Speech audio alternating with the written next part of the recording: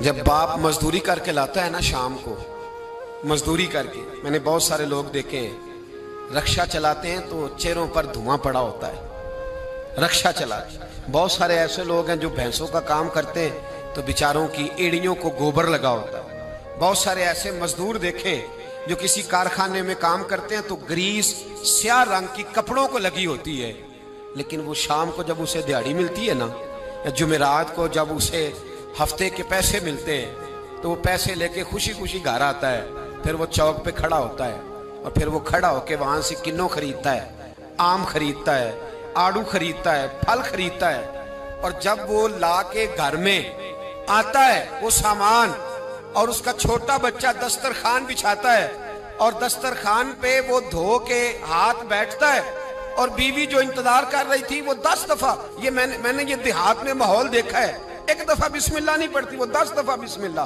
वो छुरी धोती है, बिस्मिल्लाहिर्रहमानिर्रहीम, वो 10 दफा बिस्मिल्लाह पढ़ती है।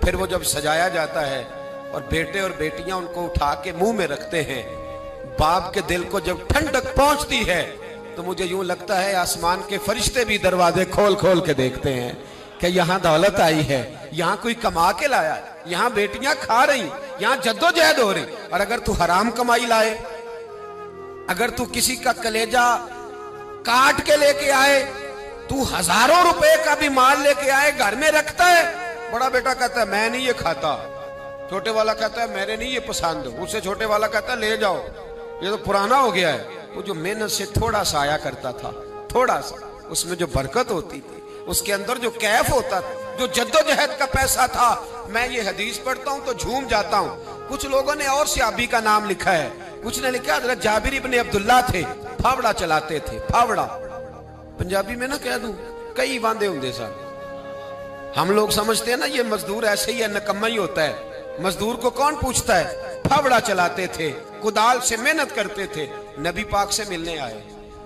अल्लाह करे आज भी पिराने उजाम गरीबों से प्यार करने लग जाए। अल्लाह करे मशाइख उलमा थोड़ा सा इन्हें भी टाइम देने लग जाएं। कहते हैं मैं हुजूर से मिलने आया, आगे बढ़ा, और चूंकि मेरे कपड़े भी जरा मैले थे और चूंकि मैं मजदूरी करके आया था तो पसीना भी था, तो मेरी ख्वाहिश थी कि जरा सारे मिल ले, मैं जरा बाद में आगे होता हूँ। कहते हैं मैं एंड पे गया, साहिब उस्दुल गाबा ने लिखा है, कहते हैं आगे बढ़ के मैंने हुजूर से सलाम ली, बाकियों को तो सलाम हुआ था, मेरे नसीब देखो जब हुजूर के हाथों में मेरा हाथ गया तो मुस्तफा ने हाथ ही थाम लिया। और यार सुनो तो सही, जिसका हाथ नबी पाक थाम ले, जिसका हाथ नबी पाक थाम ले। आला हजरत फाजले बरेलवी के छोटे साहिबजादे मुफ्ती आजम हिंद मौलाना मुस्तफा रजा बीमार थे, उनके पीर खाने के एक सैयदजादे तीमारदारी करने आए, तो घर वालों ने कहा शाह जी हजरत खाना नहीं खा रहे 2-3 दिन से, आप सैयद हैं, आप कहेंगे तो खा लेंगे। कहा शोरबे में रोटी भिगो के लाओ। कहते हैं रोटी भिगो के लाई। 91 साल के मुफ्ती आजम जब रोटी देने के लिए शाह जी आगे बढ़े, कहा हुजूर उठिए ना, खाना खाइए। तो कहते हैं मैंने उनकी कमर पे हाथ रखा उठाने के लिए। 91 साल के बाबा जी, बुढ़ापा, कमजोरी, जोफ, सारा कुछ, लेकिन जब मैंने पीछे हाथ रखा ना उठाने के लिए, खाइए। कहते मेरा हाथ थाम के कहने लगे शाह जी एक वादा करो पहले। मैंने कहा कौन सा? कहने लगे यहां सहारा दिया है तो वहां भी दोगे कि नहीं दोगे? ये वादा करो, यहां सहारा दिया है तो वहां भी दोगे? कहते मैं रो पड़ा। मैंने कहा दूंगा। तो कहने लगे चलो फिर खा लेते हैं खाना। ओ भाई जिसका हाथ नबी पाक थाम ले, जाबिर इब्ने अब्दुल्ला कहते हैं सलाम लेके रुखसत हो गए सारे, और मेरा हाथ हुजूर ने थाम लिया। और यार बंदे ने नहीं, आम आदमी ने नहीं, MNA MPA ने नहीं, सूफी पीर दरवेश मौलवी मुफ्ती गौस मुहद्दिस ने नहीं, इस दर्द को समझ तो सही। कहते हैं मेरा हाथ उसने थामा जिसके कदमों को बोसे देने के लिए जिब्रील अमीन तरसा करते हैं। हजरत जिब्रील जिसके पैरों को बोसा देने को तरसे, हुजूर ने हाथ थाम लिया, पकड़ लिया और खोल के फरमाया ये क्या है, ये क्या है? सोने यहाँ छाले पड़ गए। हुजूर मेहनत करता हूँ, हुजूर कबीलदार हूँ, छोटे बच्चे मजदूरी करता हूँ, छाले पड़ गए। कुछ अमीर सहाबा खड़े थे, कहते हैं हमने रुख बदल लिया, महबूब की तरफ देखने लगे। हमने अजीब नजारा देखा कि उसका हाथ हुजूर ने थामा है और फिर हमने देखा कि महबूब की गर्दन झुकी। गर्दन झुकी किसकी? जिसके आगे खिंची गर्दनें झुक गई। महबूबे मुकद्दस ने गर्दन को झुकाया और फरमाते उस वक्त तो हालात ही बदल गए जब महबूब ने मजदूर के छालों वाले हाथों को चूमना शुरू कर दिया। फरमाते महबूब चूम रहे थे और बड़े बड़े अमीर खड़े रो रहे थे, काश आज गरीब होते। आज गरीबी को इज्जत मिल गई, आज गरीबी को शान मिल गई, गरीबी को मर्तबा मिला, गरीबी को दर्जे मिले। तभी तो मौला कायनात शेर खुदा अली मुर्तदा रदी अल्लाह ताला अन्हु ना अपना कुर्ता सी रहे थे तो एक शख्स ने कहा हुजूर अमीरुल मोमिनीन नया कुर्ता ही ले लें। फरमाने लगे तुम्हें नहीं पता इस पुराने कुर्ते में लज्जत कितनी है, तुम्हें नहीं पता जब मैं ये पुराना कुर्ता सी के पहनता हूं तो अल्लाह मेरे दिल के अंदर खुशू और गुजू कितना पैदा फरमाता है, तुम्हें नहीं पता इस गरीबी के जायके कितने हैं, इसके मजे कितने। भाई मेहनत की जो कमाई है, जद्दोजहद का जो पैसा है वो तुझे बड़ा करे, आगे बढ़, मेहनत कर, इन दो हाथों को लड़ा, दाएं बाएं ना देखना किसके पास क्या है, वरना हसद की आग में जल के जिंदगी गुजरेगी। नबी पाक सल्लल्लाहु ताला अलैहि वसल्लम से एक सहाबी ने पूछा हुजूर बेहतरीन रोटी कौन सी होती है? हमसे को पूछे तो शायद हम कहें कि चिड़े बटेरे, या अगर वो दोबारा पूछे तो कहे वो जो गोश्त अपने बकरे का बचा के नहीं रख लेते बड़ी ईद पे, कहते यार आउणगे तो टिके लावांगे, वो मजे का होता है। यहाँ लोग कहते हैं ओहो गए आज होते ना फलां होटल पे, तो वहां ताजा बल्कि उसकी पब्लिसिटी कर रहे होते हैं, कहते हैं वो होटल वहां बना है। मैं भी गया था, फिर होटल 10 दफा जाके तो फिर 5वीं दफा मैं मैदे के डॉक्टर के पास भी गया था, तो दोनों का कार्ड मेरे पास है, दोनों ही रख लो तुम्हारे काम आएंगे। हम पब्लिसिटी। नबी पाक सल्लल्लाहु अलैहि वसल्लम से सहाबी ने पूछा हुजूर बेहतरीन खाना कौन सा है, बेहतरीन खाना? तो सहाबा कहते हैं कि अब उसने जो सवाल पूछा तो हमारे ज़हनों में ये था कि हुजूर कहेंगे शोरबा और रोटी, या गोश्त भी खानों का सरदार है उसके बारे में कहेंगे, या नबी पाक सल्लल्लाहु अलैहि वसल्लम शोरबे के अंदर रोटी भिगो के खाते थे उसकी बात होगी। सहाबी ने पूछा हुजूर बेहतरीन खाना कौन सा है? हमारे ज़हनों में जवाब के बारे में तखय्युलात और थे, तसव्वुरात और थे। जब हुजूर ने पूछा ना, उस सहाबी ने पूछा हुजूर कौन सा खाना बेहतर है? नबी पाक ने फरमाया वो वाला खाना जो बंदा अपने हाथ से मजदूरी करके खाता है, वो खाना सारे खानों में से बेहतर है, सब खानों में से बेहतर खाना वो जो तू मजदूरी करके खाता है, जो तू जद्दोजहद के साथ खाता है, जो तू कमाई करके खाता है। और अगर कोई तिजारत करे, ताजर हो, तो महबूब अलैहिस्सलाम फरमाने लगे जो सच्चा ताजर हो, वो वाला ताजर नहीं जो कहे झूठ के बगैर काम ही नहीं चलता, वो वाला नहीं जो कहे झूठ बोलूंगा तो दुकान चलेगी। फरमाया जो सच्चा ताजर होगा अल्लाह कयामत के दिन उसे शहीदों, सिद्दीकों, और महबूब फरमाने लगे अल्लाह उसे कयामत में सिद्दीकों, शहीदों और नबियों के साथ जगह अता फरमाएगा। सच्चे ताजर को, सच्चे ताजर तिजारत करें सच्चाई के साथ। ध्यान, हजरत मारूफ करखी बगदाद की जामे मस्जिद में तशरीफ रखते थे तो बारिश नहीं होती थी, कुछ लोग दुआ कराने आ गए, कहा बाबा जी बारिश नहीं होती दुआ कर दें। तो आप फरमाने लगे मेरे सामने एक करियाने वाला है, करियाने वाला लफ्ज़ समझाने के लिए बोल रहा हूँ, उस जमाने में जो भी उसका नाम था, का ये जो करियाने वाला ना चीनी, पत्ती, घी, दाल, चावल बेचता है, इससे दुआ कराओ बारिश हो जाएगी।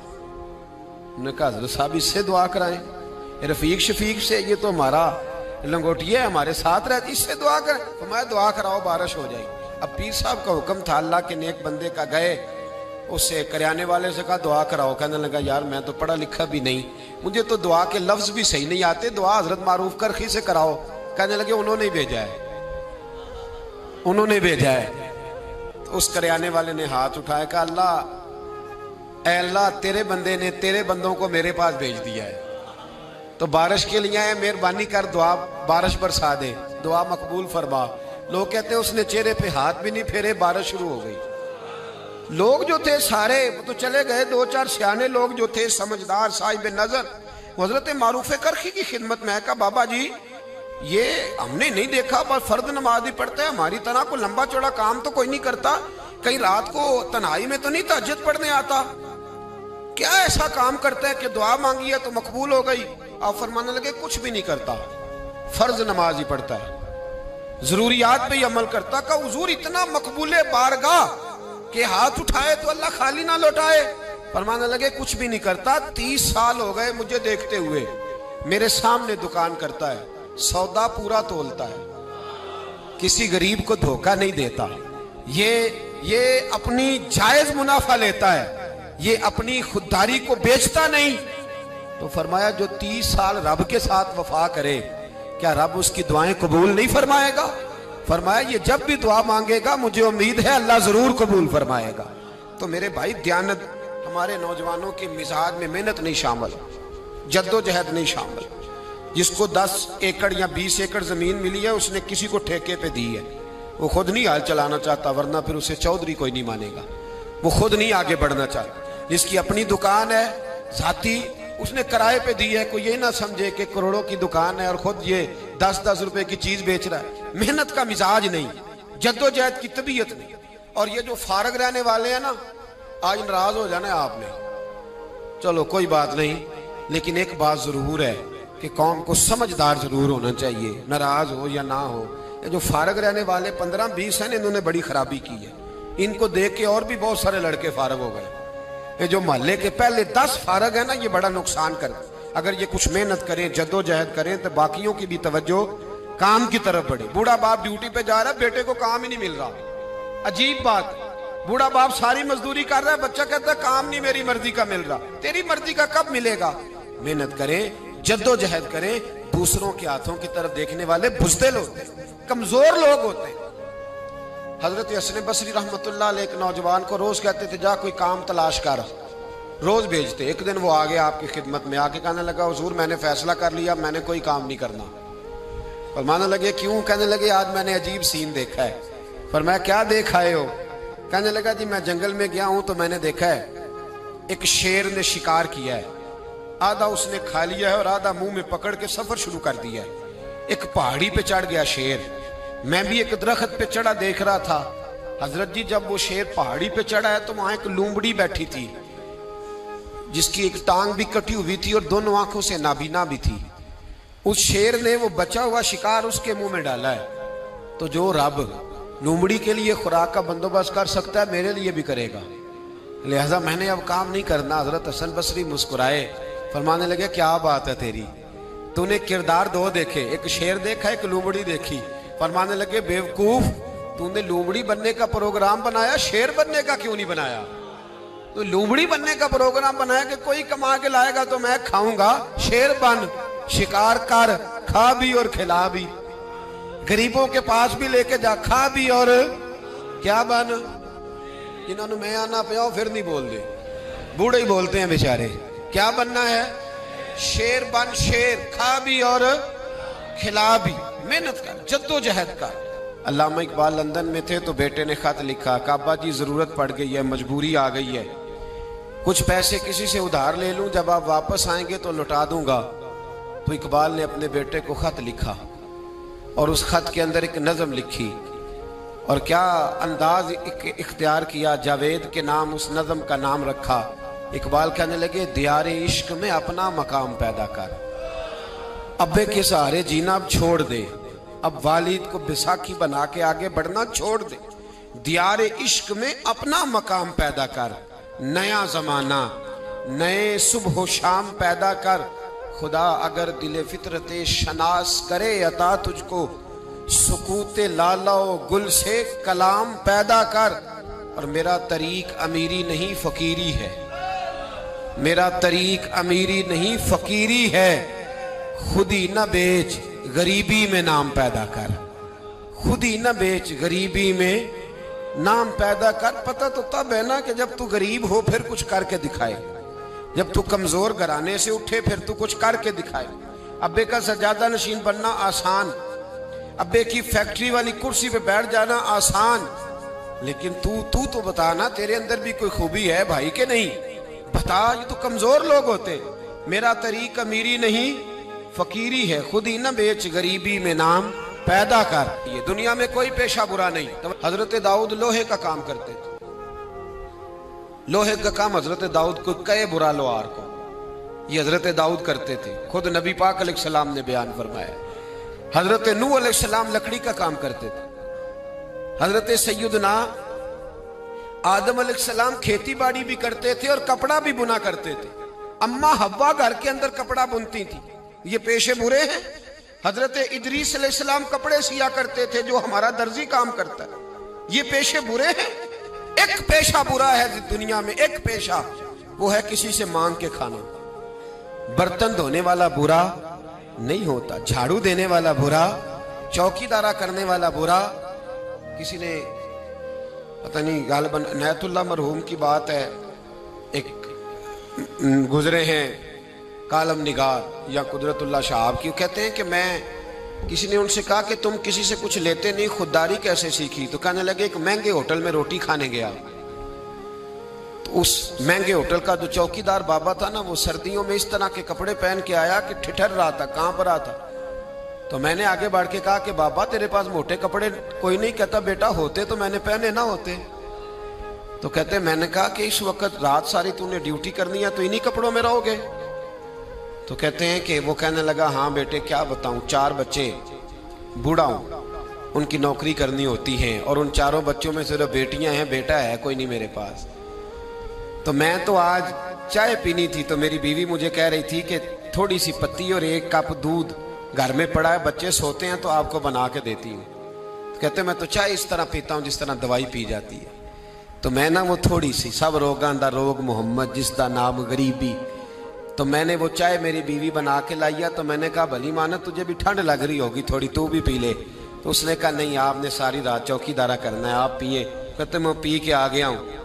कहते ऐन इशा का वक्त था, सर्दी का मौसम था, घास थी बाहर, होटल के बाबा खड़ा था। कहते मैंने ना बाबे की बात सुनी तो मैंने समझा कि इस वक्त का सबसे बड़ा सखी मैं ही हूं, और मैं लगा हूं कारून के खजाने को जूता मारने, लगा हूं मैं बहुत बड़ी सखावत करने।